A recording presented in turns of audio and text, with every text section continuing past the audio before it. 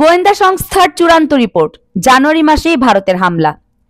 আপনাদের নিশ্চয় মনে আছে, মাত্র 2 মাস আগে 24শে সেপ্টেম্বর বাংলাদেশের অন্তর্বর্তী সরকারের প্রধান উপদেষ্টা অধ্যাপক ডক্টর মোহাম্মদ ইউনূস জাতিসংঘ সাধারণ পরিষদের অধিবেশনের ফাঁকে পূর্ব নির্ধারিত সময়সূচি অনুযায়ী মার্কিন প্রেসিডেন্ট জো বাইডেনের সাথে দ্বিপক্ষীয় বৈঠক করেছিলেন। সে সময় বাংলাদেশের গণমাধ্যমগুলো বেশ ঢাকঢোল পিটিয়ে এই বৈঠকের খবর প্রচার করেছিল। বাংলাদেশের ভাগ্য পরিবর্তন হয়ে যাবে। যুক্তরাষ্ট্রের প্রেসিডেন্ট বাংলাদেশকে কেন্দ্র করে যে ভালোবাসা দেখিয়েছেন, বাংলাদেশকে আর পেছনে ফিরে তাকাতে হবে না, সে সময় এমন গাল গল্প টাইপ কথা মিডিয়াগুলো প্রচার করেছিল। সত্যি বলতে কি, যে শুধু এই ঘটনা তা কিন্তু নয়, বাংলাদেশের প্রেক্ষাপটে যখনই এ ধরনের ঘটনা আসবে, কারো ব্যক্তিগত সম্পর্কের মাধ্যমে বাংলাদেশের রাষ্ট্রপ্রধান বাংলাদেশের জন্য কিছু এনে দেবে, এটা যখনই বাংলাদেশের মানুষ বিশ্বাস করেছে, তখনই বাংলাদেশের মানুষের সব থেকে বড় ক্ষতি হয়েছে। তবে বাস্তবতা হলো, কোনো ব্যক্তিগত সম্পর্কের অধীনে বাংলাদেশের পররাষ্ট্রনীতি কখনোই নির্ধারণ হতে পারে না। বাংলাদেশ একটি স্বাধীন দেশ। বাংলাদেশের পররাষ্ট্রনীতি এবং সকল কিছু নির্ধারণ হবে বাংলাদেশের মানুষের স্বার্থে, ব্যক্তিগত সম্পর্ককে কেন্দ্র করে নয়।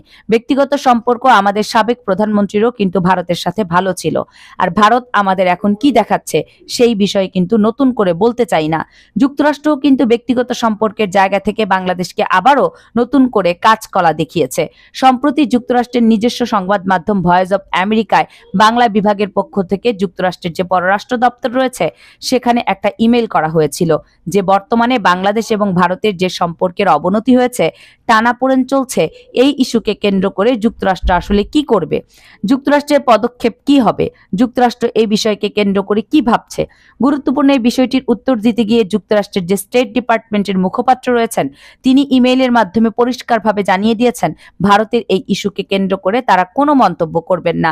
এই কূটনীতিক টানাপোড়েন এবং সকল কিছু ভারত এবং বাংলাদেশ এই দুই দেশের হাতে তারা ছেড়ে দিয়েছে।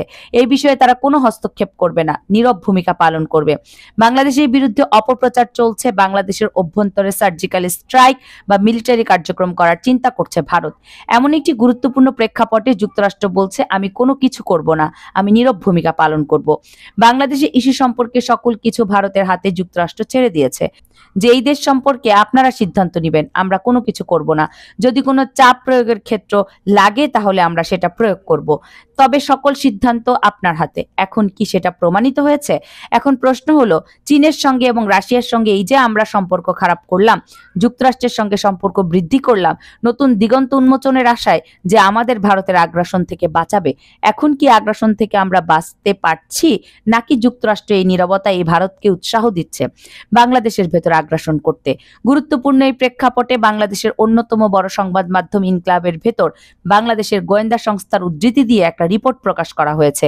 এই রিপোর্টটা কিন্তু খুবই উদ্বেগজনক। বলা হচ্ছে যে আগামী 20শে জানুয়ারি চূড়ান্ত টার্গেট নির্ধারণ করে এই জায়গায় বাংলাদেশের ভেতর বড় ধরনের নাশকতা বা সীমান্ত এলাকায় সীমিত পরিসরে কোন হামলার পরিকল্পনা কিন্তু চূড়ান্ত করছে ভারত, এবং এটিকে কেন্দ্র করে তাদের গোয়েন্দা সংস্থার লজিস্টিক সাপোর্ট সকল কিছু একসঙ্গে কাজ করছে।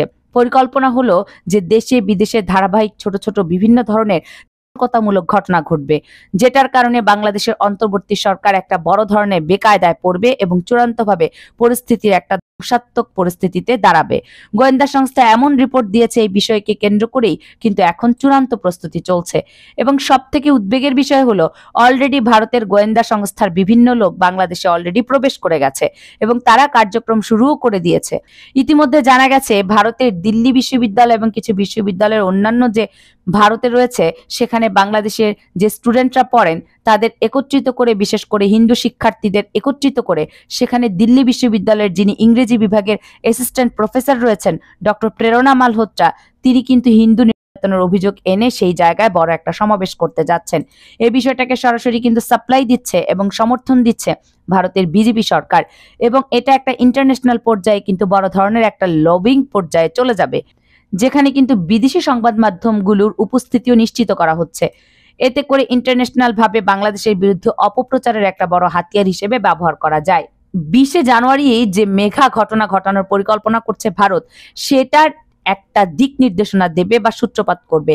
ভারত কিন্তু এমনটাই পরিকল্পনা করছে, ভারত বাংলাদেশে সার্জিক্যাল স্ট্রাইক করবে এবং সার্জিক্যাল স্ট্রাইক করে ঢাকার প্রবেশ করে ঢাকায় তার পছন্দের লোককে ক্ষমতায় বসিয়ে দেবে। এই ধরনের চিন্তা করাটাও কিন্তু ঘুমিয়ে ঘুমিয়ে স্বপ্ন দেখার মতো। এটা কোনো বাস্তবিক কোনো বিষয় নয়। বাংলাদেশের মানুষ যাকেই চাইবে, এখানে সুনির্দিষ্ট কেউ নেই, যাকেই চাইবে ভোটের মাধ্যমে তিনিই ক্ষমতায় আসবেন, দেশ পরিচালনা করবেন, এটাই হলো চূড়ান্ত কথা। তবে ভারতের এই পরিকল্পনা বাস্তবায়ন এবং এই যে স্ট্র্যাটেজি, তার একটি দীর্ঘমেয়াদী অর্থনৈতিক পরিকল্পনা রয়েছে। দেখুন, একবার যদি বাংলাদেশের উপর ট্যাগলাইন লাগিয়ে দেওয়া যায় যে বাংলাদেশের ভেতর বিভিন্ন ধরনের যে ছোট ছোট সম্প্রদায় রয়েছে, বিশেষ করে সংখ্যালঘু, তাদের উপর অত্যাচার করা হয়, তাহলে বাংলাদেশের নতুন করে আর কোনো বিনিয়োগ আসবে না। এমনকি বাংলাদেশের ভেতর বর্তমানে যে গার্মেন্টস সেক্টরে বড় বিনিয়োগ রয়েছে, সেটাও কিন্তু চলে যাবে। এক্ষেত্রে Bharat billion billion dollar earn করতে পারবে। এই ইস্যুকে কেন্দ্র করে একটি নির্দিষ্ট দলকে সহযোগিতা করার জন্য বা এই জায়গায় সীমান্ত এলাকা পরিস্থিতি উত্তপ্ত করার জন্য ভারত যদি কয়েক বিলিয়ন ডলার খরচ করে, সেটা তাদের ইনভেস্টের মতো। তারা কিন্তু এর লং টার্ম যে পাওনা, সেটা অন্যভাবে নিতে চাচ্ছে। এই জিনিসগুলো আমাদের বুঝতে হবে। এখন এই জিনিসগুলো প্রতিকার তো আমরা বাংলাদেশের মানুষ আর করতে পারবো না। আমরা নিজের সার্বভৌমত্ব রক্ষা করার জন্য লড়াই করতে পারবো, দাঁড়িয়ে থাকতে পারবো। তবে এই আন্তর্জাতিক লবিং এর যে বিষয়টা, আন্তর্জাতিকভাবে এই ইস্যুগুলোর যে সমাধানের বিষয়টা, সেটা বর্তমান অন্তর্বর্তী সরকারকে করতে হবে। এবং বর্তমানে জাতিসংঘের যে হিউম্যান রাইট কাউন্সিল রয়েছে 47টি সদস্য দেশের, সেখানে বাংলাদেশ একটি গুরুত্বপূর্ণ সদস্য দেশ। বাংলাদেশের ক্ষেত্রে এটা কোনো বড় ব্যাপার নয়। একটি জাতিসংঘের প্রতিনিধি দল তৈরি করে বাংলাদেশের ভেতর তাদের বাস্তবিক অর্থে তদন্তের জন্য ডেকে আনা, যে বাংলাদেশে আসলে কি হচ্ছে এবং ভারত আসলে কি অপপ্রচারটা করছে, এটা নিশ্চিত করার জন্য এই টিম ডেকে আনা কিন্তু বাংলাদেশের ক্ষেত্রে একটা বড় কিছু ছিল না। তবে প্রশ্নটা হলো, অন্তর্বর্তী সরকার এটা পারলো না কেন?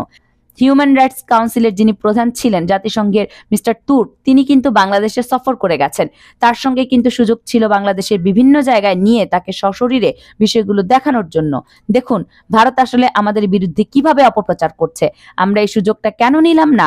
কেন মিস্টার তুর্কের সঙ্গে আমরা শুধু একটি ঘরের ভেতর বৈঠক করে সেখানে তার প্রস্তাবে রাজি হয়ে গিয়েছিলাম যে বাংলাদেশের জাতিসংঘের মানবাধিকার কমিশনের অফিস খুলতে দেব, অথচ বাংলাদেশের স্বার্থের যে জিনিসটা সেটাই করলাম না।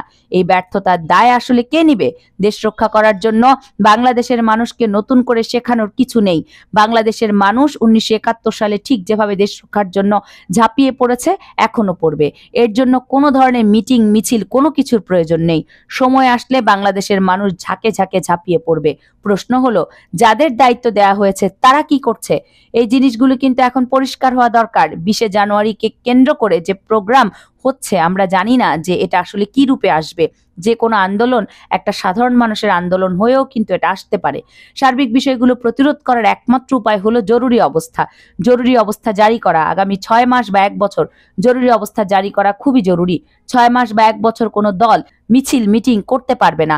শুধু রাষ্ট্র সংস্কারের কাজ চলবে। এই জায়গায় তাদের সঙ্গে আলাপ আলোচনা হতে পারে, তারা পরামর্শ দিতে পারেন কি করে আলাপ আলোচনা হবে এবং সুনিশ্চিত করতে হবে এই জায়গায় কারো দলীয় পরিচয় বিচার করা হবে না। তিনি কি করেছেন বা তিনি কি করছেন সেটা বিচার করতে হবে। এইভাবে কিন্তু দেশে অ্যাকশন নিতে হবে এবং দেশ পরিষ্কারের কাজ করতে হবে। এই জিনিসগুলো যদি সুনির্দিষ্টভাবে আমরা করতে না পারি, তাহলে সমস্যা থেকে উঠতে আমরা পারবো কিনা সন্দেহ রয়েছে। তো দর্শক, এই গুরুত্বপূর্ণ বিষয়টিকে কেন্দ্র করে আপনাদের মতামত কমেন্টস করে জানাবেন। কামরুন নাহার রাখি, কেএনআর মিডিয়া।